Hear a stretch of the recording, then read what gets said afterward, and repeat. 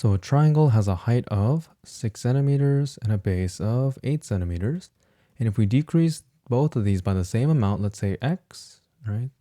Then the new triangle has an area of 20 centimeters squared. So that means, right, the new base times the new height divided by 2 or multiplied by 1/2 is going to equal to 20 centimeter cubes.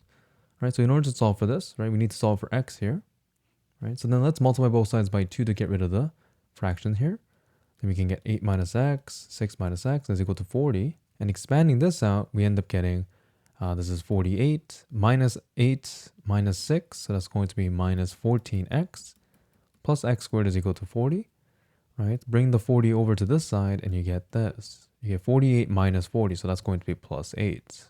Okay, so we cannot factor this. So we have to use the quadratic formula with a being 1, b being minus 14, and c being 8. Then you can get x is equal to minus 14 plus or minus square root of minus 14 squared minus 4 times 1 times 8 all over 2 times 1.